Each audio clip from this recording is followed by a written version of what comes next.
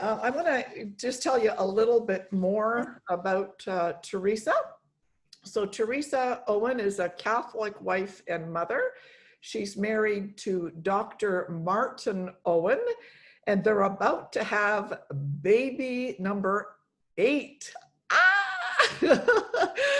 So if you see a couple of kids flying in the background, whoops.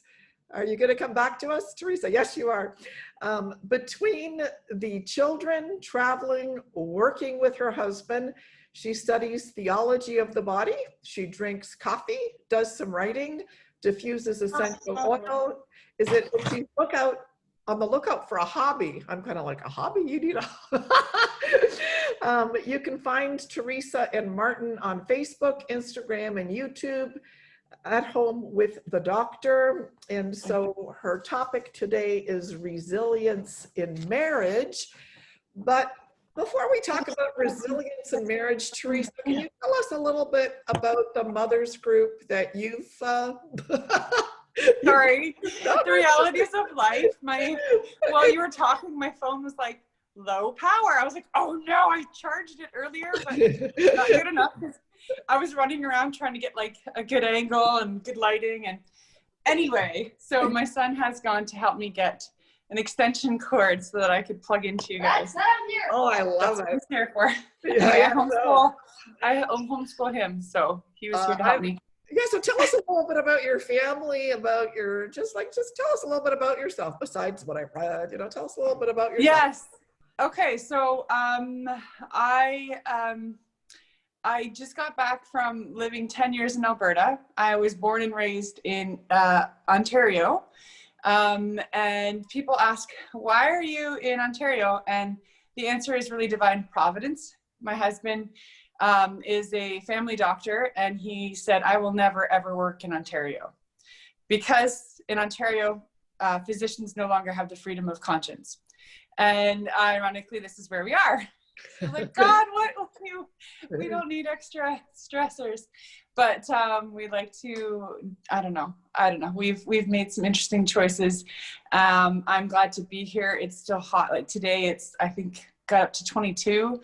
That's, yeah, it's whatever that is in Fahrenheit, but yeah, so we're here. I'm happy to be here.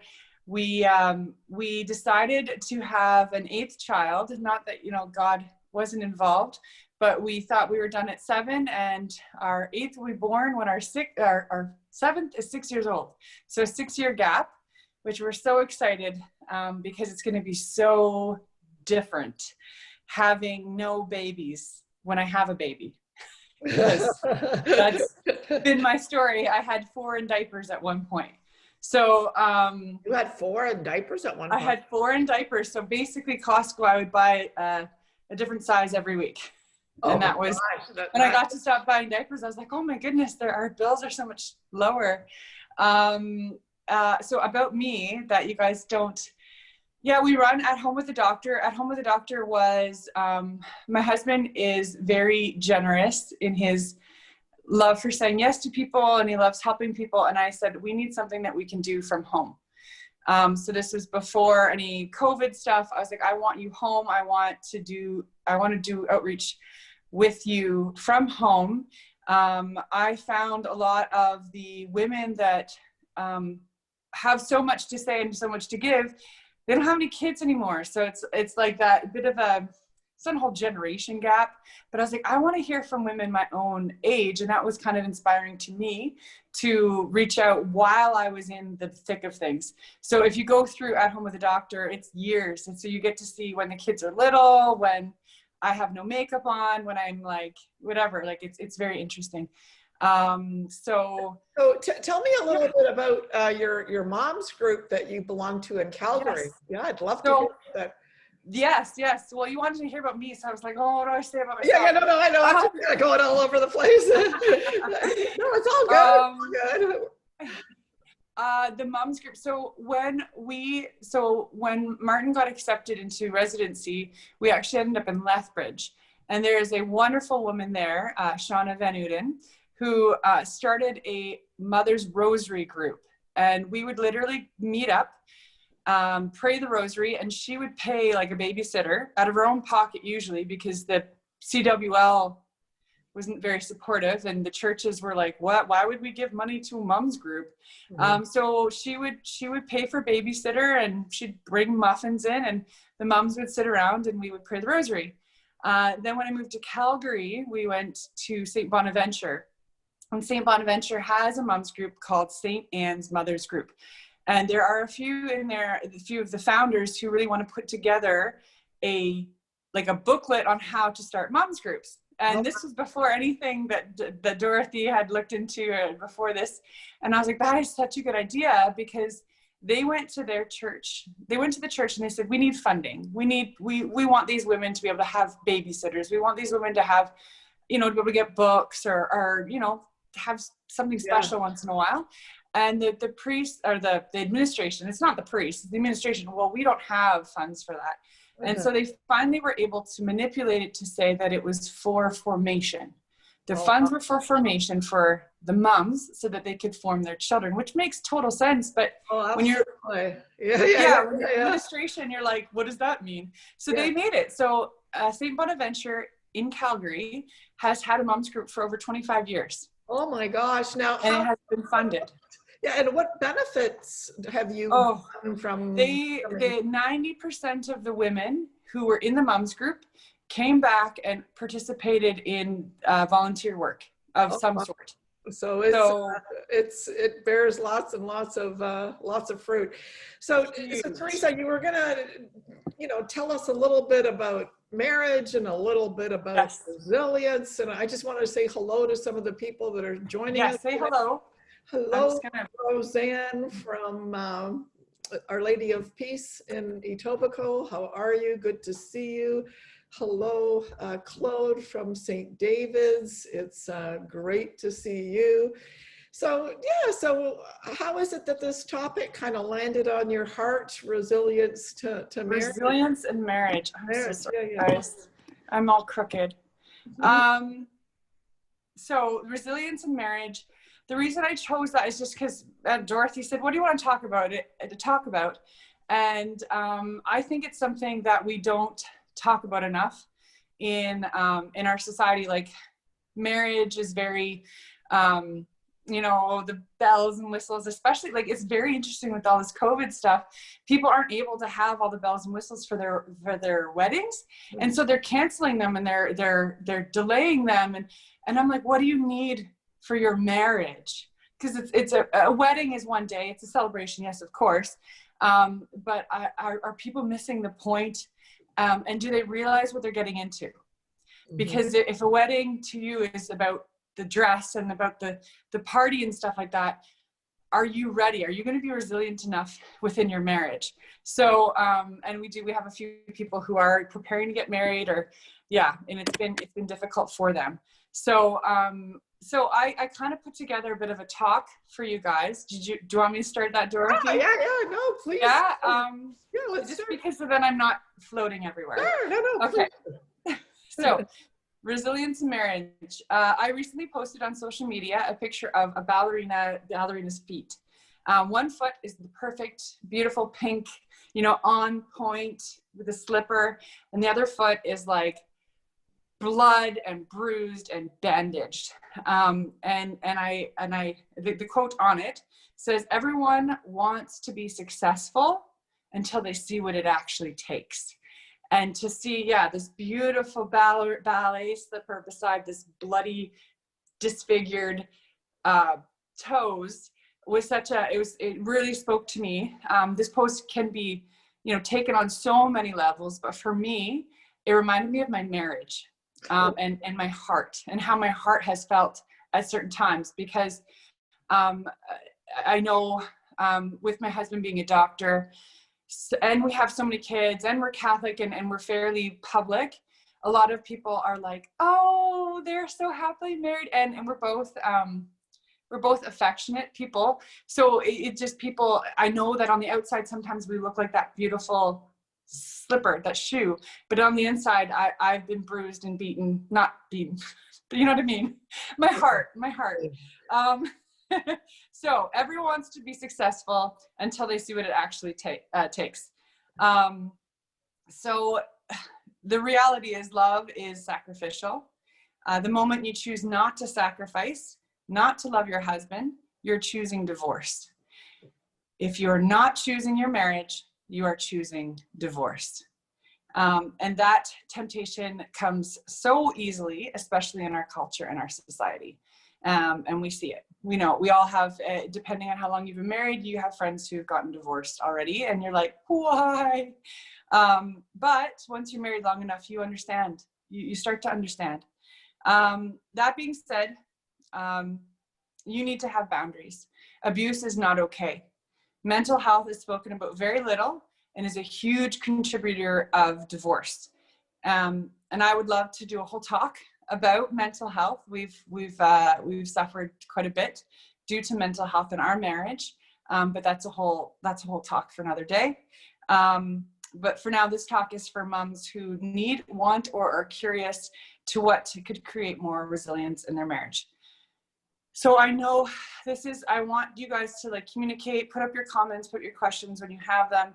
But what I'm going to do is I'm going to count, I have 3 main topics that I'm going to talk about and just kind of touch on them. Just because I know you guys are busy and I know that sometimes you just want to get the meat and potatoes of it all. So the 3 kind of sections I'm going to do is what our kids need to see, man and woman together, and the temptation to do it alone. So what our kids need to see. Our kids need to see, first and foremost, love. Love is sacrificial. Children need to feel secure in a loving home. Stop what you're doing, greet each other at the door, kiss your husband whenever you can. This teaches children appropriate affection. The more affectionate that we are with each other, my husband and I, the more affectionate our children are to us and are affectionate to their siblings. So it's a whole trickle effect. And I know different families show affection in different ways. So make sure whatever that means for you, you're doing it, because what you're doing, your children see.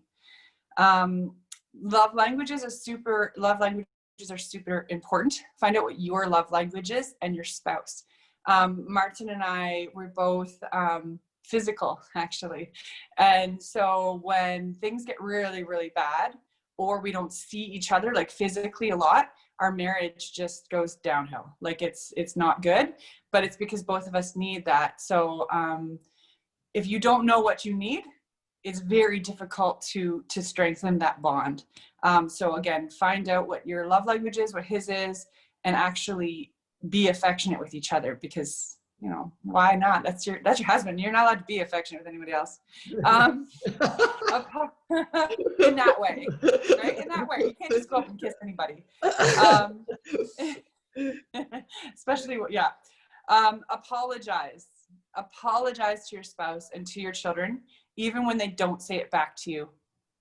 So seriously, ladies, no sarcasm, no hurt feelings, and no manipulation. As women, we're very good at that, at manipulating or having a pity party. If you yell at your kids, you raised your voice, go and apologize. Even if they were slapping you in the face, you still raised your voice, you still have something to apologize for, and they need that example. Again, boundaries come in. Don't, everything I'm saying, you need to have boundaries. I'm not saying let people abuse you, but you still need to apologize for what you have done. And you need to clear that out. It's kind of like confession, right? I'm sorry I did that. And even if they don't say it back.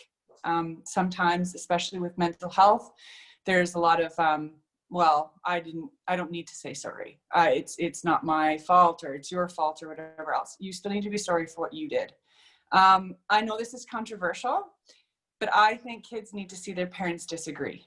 I know some families where, one very close to me, and they never saw their parents fight, and so they didn't know how to have a disagreement with their spouse. And so they were it was very difficult for the other one to even communicate. So the communication was totally lost, because one wouldn't even get into anything unless it's behind closed doors. And let's be honest, behind closed doors doesn't happen that often when you've got a bunch of little kids. So make sure that you're communicating, make sure that you're disagreeing and your children are able to see you come back, and that they can see that their parents fail and that they can come back to things. Again, boundaries, don't start hitting, slapping each other in front of your children. I'm just saying, you have boundaries, but they need to be able to see that you disagree. It can't be all this like hush hush, don't. They need to see conflict resolution. And again, say sorry if you do freak out at your husband and scream, and watch your children can see you apologize to him. Even if, yeah. Okay, so man and woman together, the singles lifestyle and losing touch. The brain makes bonding connections with new experiences. Who do you spend the most time with? What new experiences are you creating with your husband? Have you ever had that excitement when you see a coworker or a neighbor, that like, oh, I want to go talk to them, or, oh, like I have something to say to them, and you're excited? Your brain is making those bonding connections with that person. So male or female, you're creating new experiences with that person, and your brain and your body know it. This is not Catholic theology of the body. It is, but it's secular too, right? We know that if you're at work and you're spending a lot of time with another coworker, there can be some things that are inappropriate that can happen, and it's actually physical. Like it's you're creating bonds, and your body knows that. So again, you need to create boundaries, and that can be turned around so that you're creating those new experiences with your husband. So when you see your husband, you're excited to see him, or you guys have an inside joke, you can laugh about it, or like you grabbed a tub of ice cream and hid down in the basement and ate it together in the closet. Like those are fun experiences that you can laugh about, and that aren't like going to Vegas together, right? Like these are just, we're talking about small, simple bonds that you can make with him, that you can make with anybody, but you make sure that you're putting the priority and the intention on your husband. Yes. What is your order of importance? When I became a new mom, a wonderful friend reminded me of the importance of order in my relationships. So God, then husband, then children, then recreation, then work. After contemplating this, so many moms came to mind who were really struggling in their marriage. They had forgotten prayer, they had neglected their husband, and everything was about the baby. It's such an easy temptation. But you must get back to the God who made you, your husband who chose you, and you chose him, and then to the needs of your baby. If you depend on your baby or your husband to build you up, they will let you down. There's no children and husband, they're not going to give you the satisfaction that you need to be fulfilled. There's that hole, and the only way that hole can be filled is with God and with Jesus. So Jesus is the only man who will and has truly given up everything, every last drop of blood for you. Go to him, spill out all your fears, sorrows, and pain. He will console you if you let him. That is important. You need to be able to let him heal you, because a lot of us, we cry out to Jesus, but we don't actually believe he's there. So make sure you're doing that. So the temptation to do it alone. So physical and spiritual disdain, you've got pride, fear, and rejection that is there. And so you don't want to just, I'm going to do it, forget it, whatever. I'll just take care of everything. So I'm going to open this up a bit more. I remember a time that I physically could not stand the sight of my husband. I would hear his car coming in the driveway, and I would my anxiety would go through the roof. My heart would be palpitating. Like it was really bad. Like I couldn't handle the sight of him. There was another time that I actually had a crush on another man. And these two separate times were really hard. And not the only times I was tempted to be on my own, to leave. The temptation to just shut him out, to dull the pain, to have another glass of wine, or to sneak out for another cigarette. It was too much work. It was too much work to make it work. And the pain, like I said, the pride, fear, and rejection that's there. and that we need to face. It's there. I remember in the first year of our marital bliss thinking, how can anyone get divorced? How can you profess to love someone so much and then leave them? I have learned that it always takes two to tango. Yes, one person takes the lead, but no one is innocent. Not at all. Forgiveness is hard. You're welcome. Forgiveness is hard. Being a better person is hard. Working on your own faults and failures is really depressing. I don't want to look at the fact that I am not good at being organized. I don't want to think about that. My husband gets angry, it's his fault. No, I'm unorganized, right? That's just a little example. So I promise you, if you look into your own faults and failures, you'll be much more able to forgive anybody, including your husband, most especially. But if you are a victim, we've got a couple of, I want to just pause for a second. You want to go in there? Okay. Oh, no, just someone is saying, thank you so much for your honesty. So many of us have been there. Another woman is saying, how old are you now? I'm over 40 and sometimes I feel called to have yet another child.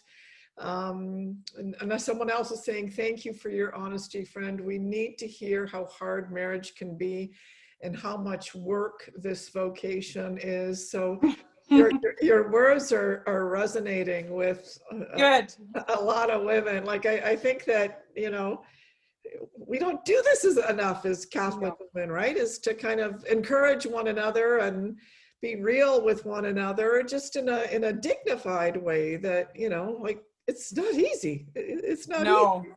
No. And so sorry to interrupt you, but I was seeing that and I thought, oh gosh, Theresa's got to hear this, right? Oh, I'm really blush. So I had all my babies before I was 30. We had 7 children in 7 years. And so there's like I said, the mental health part of that was the biggest reason we decided to stop was for mental health reasons. Okay, no, just look at here. Your story makes me feel less ashamed. It sounds so much like mine. There we go. Well, I'm not alone. No, I think like, you know, like, I think as women and as Catholics, we kind of like want to be the perfectionists, you know, and so just to hear that it's hard and to hear that, you know, these exciting feelings we can have for our, you know, in our marriages is very good. Thank you for, you know, just being so real. So with all of this going on, Theresa, how did you navigate it? How did you like slam the door down on, you know, the hatred? How did you revive, you know, for good? Like we're still struggling. To be honest, my big part where I really slammed down the whole Jesus thing is where it happened. My sister actually said to me, fall in love with Jesus, because your husband is like it. And with theology, the body's very much like that too. Yeah, he's human. We're made for God. Yeah, and your husband. Yeah, we're made for God, and there's nothing. Your husband's not going to be perfect, and he's not going to do what you need him to do, and he's not going to love you the way that Jesus can love you. And as soon as I was able to kind of fall in love with Jesus, then I was able to see where he was present in my marriage. So there's little times, and this is like maybe too much information, but no. Listen, I think we've all gone through trials in marriage, and you know, my husband used to travel extensively, and like sometimes I'd get like so frustrated and so lonely because he was gone, and he was at the opera in Washington and I was changing diapers in Toronto. And like I remember once, you know, like he came home and I'm like, I threw Lego on the floor so that at night he would hurt his foot. That's horrible. It is horrible, but I got to tell you, I did go to confession. I'm like, bless me, There you go. I have sinned. I threw Lego on the floor so my husband would hurt himself. I did. I did take it to confession. I did. But, you know, like, I was just like, Oh. you know, you never pick up the Lego, so I'll just make you know what it's like to, you know, anyway. Step on it. Yes. Yeah. Yeah. Well, I know, and that's the thing with Jesus and some of the things, like being able to open our eyes up. I know with NFP, there was times where I was like, well, I don't know the timing, whatever else, and then it'd be perfect timing for us to be able to be intimate. And I was like, thank you, Jesus. And I was like, it was such it's such a huge mind shift to be like, that was a gift from Jesus. Like being intimate with my husband is a gift from Jesus. Like, or like, how many times I'm like, I could have really hurt myself. I'm like, oh, thank you, Jesus. But I didn't have that relationship with Jesus until my husband really abandoned me, basically.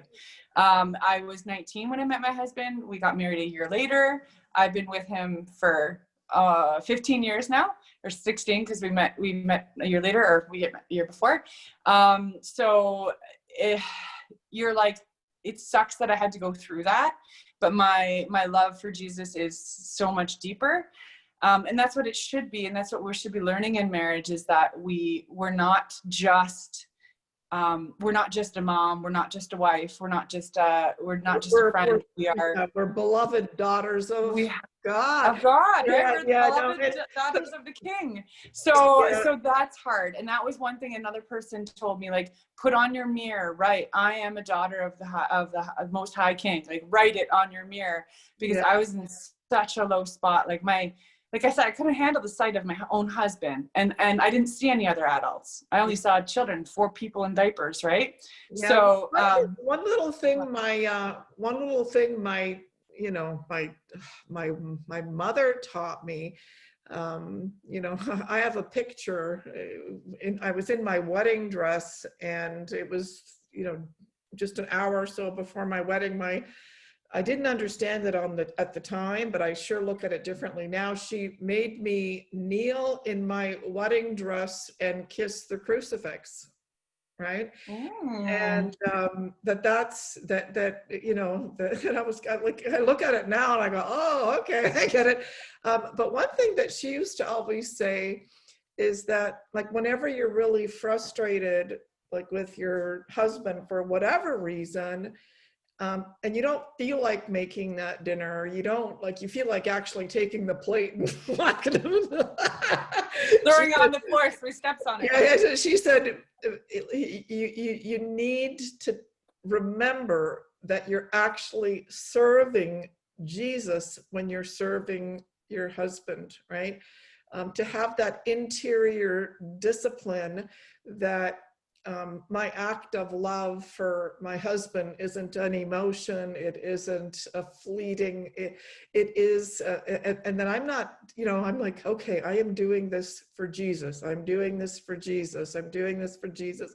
And it gives us, you know, supernatural strength when we remember little wisdom like that. Sorry, I didn't mean to. There's some other thoughts here. No, there's some other. Yeah, so thanks, Dorothy and Theresa, for admitting your little mistakes. I have a lot too.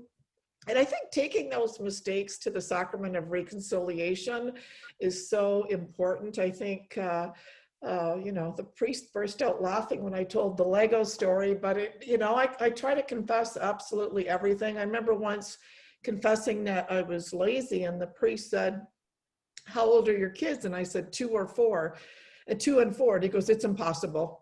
It's impossible. Can't be late. So someone else says here, Jennifer Gard says, the timing of this talk couldn't have been better. I'm at my lowest point and already feel less alone. Truly a blessing from God. Yes, place complete trust in Jesus. Jennifer, I want you to know that when I'm praying my rosary today, I will definitely pray a decade for you. That's why we host these sessions, really. I don't. moms Oh, to feel yes, alone, right? We don't want them to feel exactly. alone because you're not alone. So anyway, I should go back to you. So I Ah, interrupted you. Sorry. no. Yeah. So You've got lots of wisdom, that's for sure. well, no, I guess, I can relate to you. There are times where, it's definitely not easy. So the temptation to do it alone. So do you mean when you say that we're tempted to navigate the marriage on our own without the help of Jesus Christ? Is that No, I mean when we push our husbands away. okay? When it's like that temptation to be like, oh, he's useless, he can't do anything anyway, or he's even when it's not a negative thing to your husband, like, I don't want to bother him, I don't want to put him out, I don't like, I remember so many times not wanting to wake him up, and I needed help. And I was like, well, I don't want to bother him, I don't want to, and all these different things. And it's like that temptation to be like, I'm just going to do it alone. And and I know that in our society, especially with the Pinterest and the Instagram and everything else, all these gorgeous pictures of moms alone with their kids doing wonderful, amazing things. I think we need to stop giving our husbands such an easy out, or feeling that we have to control it too. That was hard for me. And I'm not a controlling person. So if you're a controlling person, this is going to be super hard. And this is I mentioned, like, find your faults and your failings. If you feel the need to control how your husband is changing a diaper, you need to walk away. Or you don't like how he wiped the counter, or you don't like, and it's all, if you don't like how your husband's doing it, you're going to have a lot of hard times with your children, because my children don't do anything very well yet. They're learning. I have some that are better at others, at things than others, but it's finding that faults and the failings that you have, and making them better. And so if you feel like you're just going to do it because he, either he can't, because you think he can't do it, or you think that you want to control how it's done. I have suffered so much needlessly, because my husband will look at me and be like, I would have said yes, or I would have helped you with that, or I had no idea that you were going through that. Even if you tell him, even if you say, I am going through that, he might not get it the first time or the second time, but you might have to say, and this isn't controlling, because some men need more direction than others. You might have to say, like, I need you to do this. And I honestly, I think counseling is so extremely important. If you can't afford a counselor, find a mentor couple who can just kind of talk through things with you, because communication is the hardest part that I have found. Like, I wish that everyone had to do like premarital counseling, just so that they could learn even how to fight or how to disagree. So it's, thank you. I'm catching a little bit of the comments, but yeah, it's very, your communication is what's going to make or break your day, I think. So if you're not, going and giving a kiss when he comes home, or just rubbing his shoulder as you walk by, those little things will pass away. And I know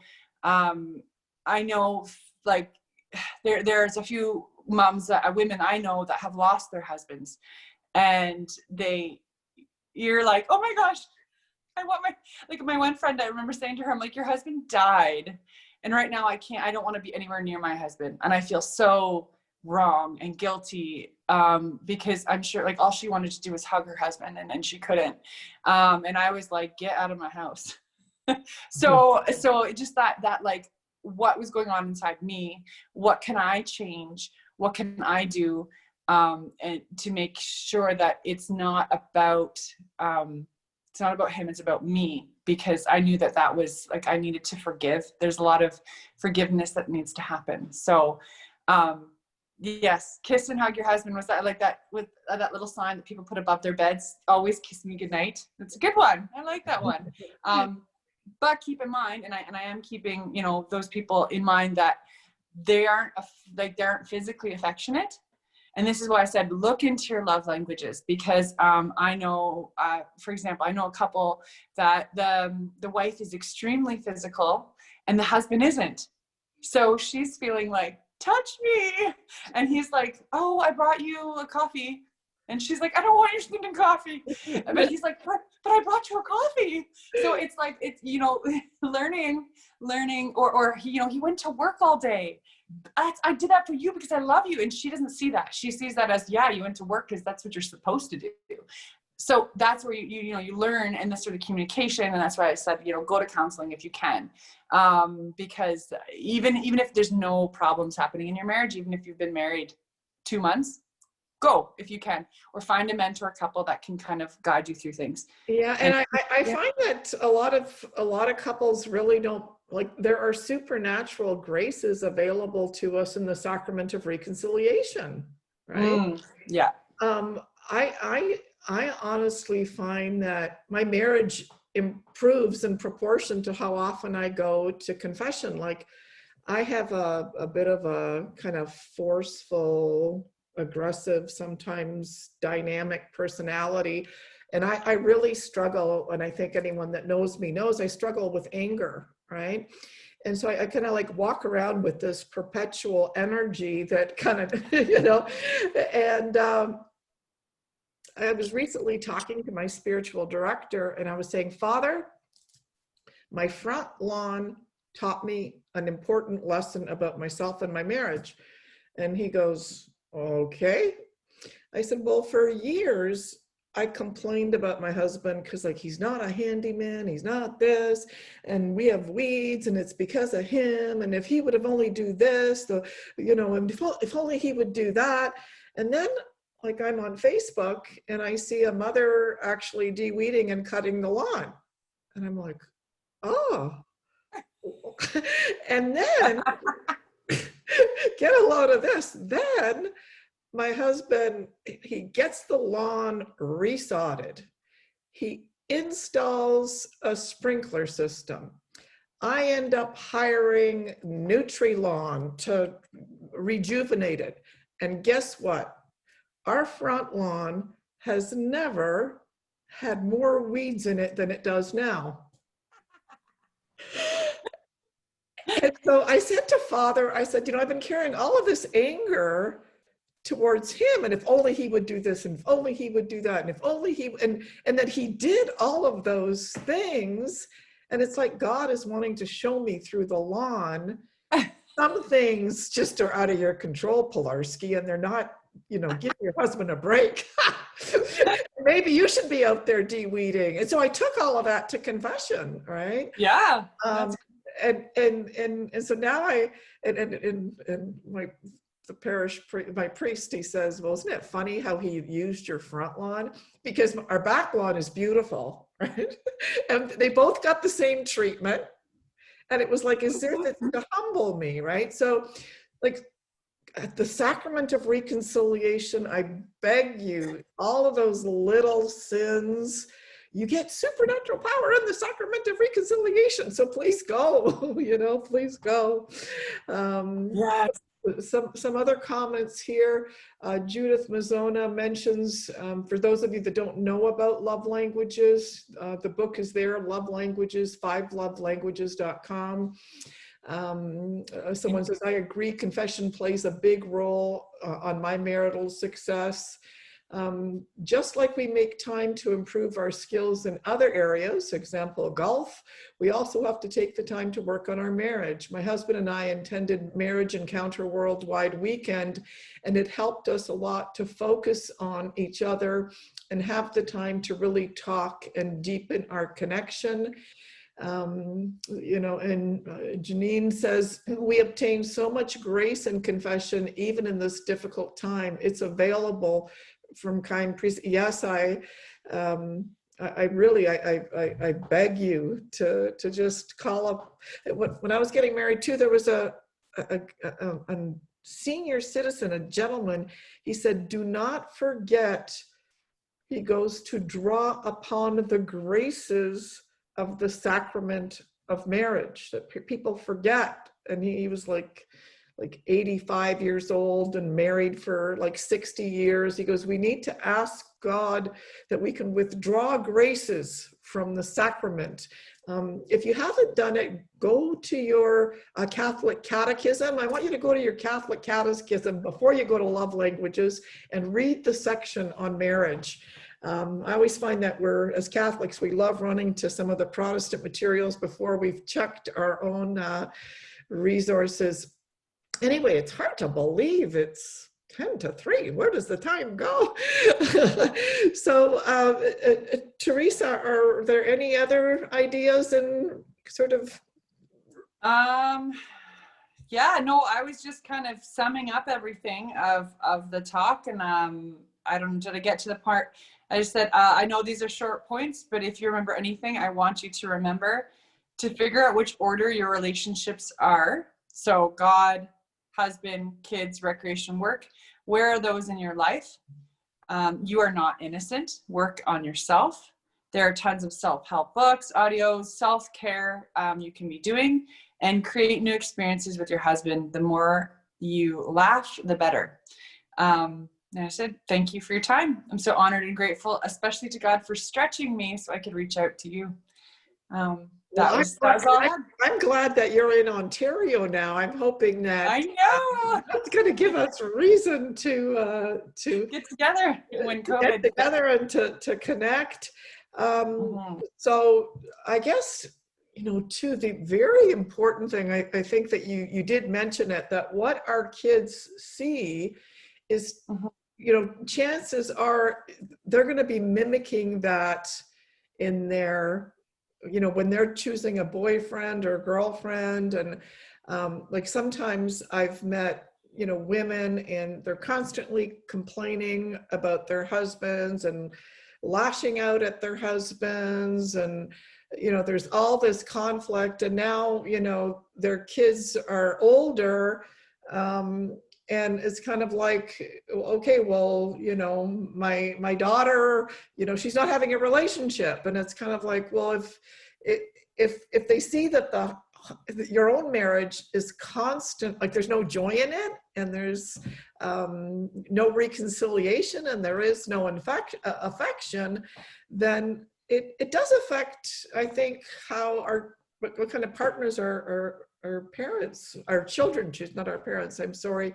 So what they learn about marriage is they, learn from observing us. And so I think it's great what you mentioned about, the affection, and, when they run in the house, well, we know our children, right? When our husband comes into the house, when their children are little, they're running to their dad because they're so excited to see daddy. Yeah. Right.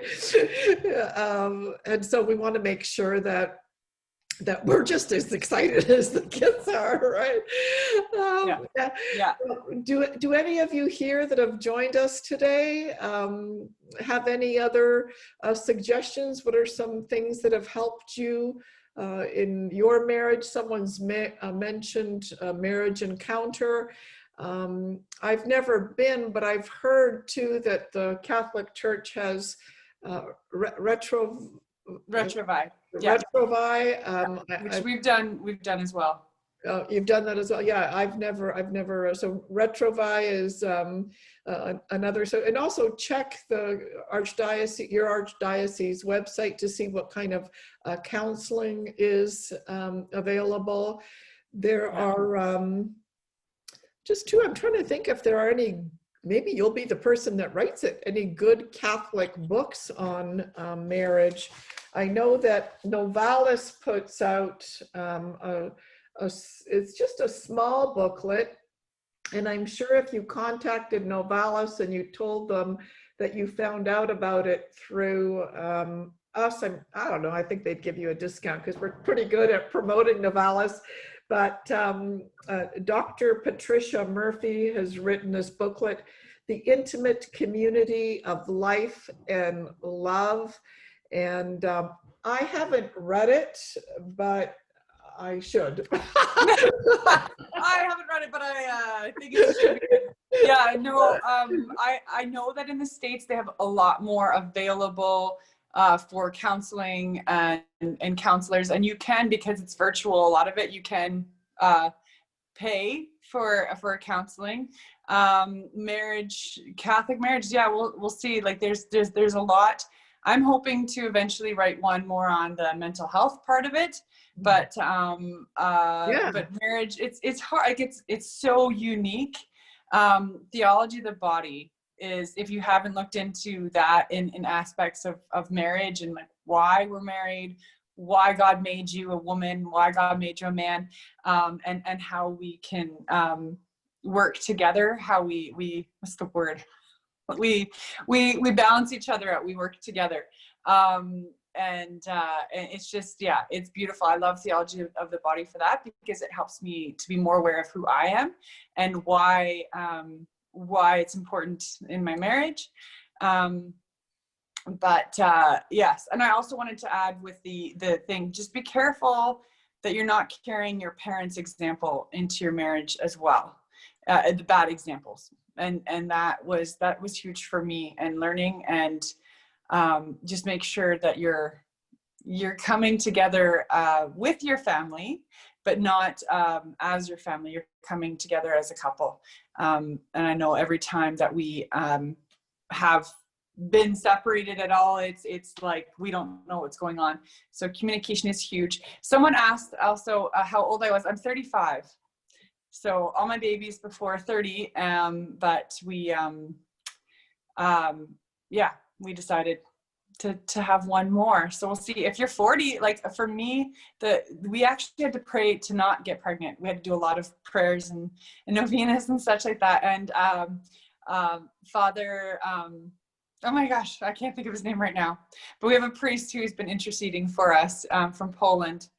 There's a movie about him, Unformed. Anyway, I can't think of his name, but anyway, they find what helps you. But in terms of babies, again, communication is the biggest tool. So I could do a talk on NFP, I could do a talk on mental health, I could do a talk on like marriage and how our parents affect our marriage. But we'll definitely have to have you. There's so many. Yeah, we'll have to have you back. Jennifer here mentions there's so much misleading information about how to live life, how to love, getting reserve mind games. A relief to hear someone with similar values on how you're dealing with the same issues, but remembering to put God and your faith first. And yes, please tell us more about the mental health aspect. Judith mentions, and notice that when I'm with a friend who always is complaining about her husband, that I follow into that same trap. Yeah. So you really have to be careful of the type of women that you're having coffee with. Dynamic Catholic also has some real life advice on creating and building an incredible marriage. We need to continue to love our husbands despite their defects under God's guidance. Hopefully they do that with us too. If you could please post the links to Theresa Owen's information, whoever can do that, that would be great. I'm not great at multitasking. Whatever, we did all of our different things. We just called it At Home with the Doctor. Yeah, so Google At Home with the Doctor, you'll find the different links. I've been really bad at getting YouTube up to date, but we'll work on that. But our Facebook is pretty up to date. So it's if anyone emails me, I can connect you with Theresa, no problem. So not to worry about that. Please do remember to pray for your husband.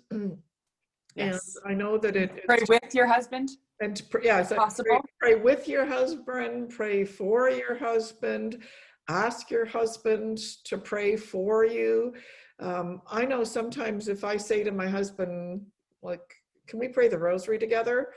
He'll say, yeah, sure. And it's like, why didn't I do this earlier, right? Like sometimes they're just waiting for the invitation from us. So I always like to end a mother's, one of our virtual mothers groups, because that's what this is. It's a virtual mothers group. is by, encouraging you each to make some type of a resolution, so I don't know, when your husband comes home today or when you get off the computer now, run downstairs, give him a big hug, give him a big kiss. Or maybe, make an appointment to see your parish priest and finally go to the sacrament of reconciliation.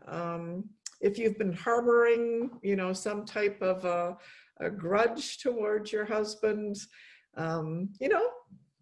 maybe you've done something wrong. Maybe it's time to say, like, I'm sorry. Like, I know sometimes like we have a hard time admitting that we have faults, right? Like, Yeah.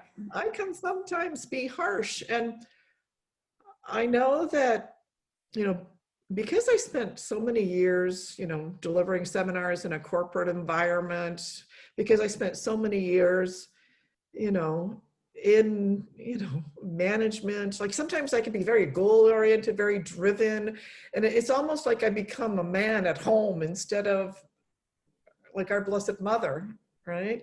And so let's not forget to turn to our Blessed Mother and to ask our Blessed Mother to help us become gentle. I'm like, how do you even do that? Like, I'm great being gentle with like newborns and babies, and like I'm good gentle there, but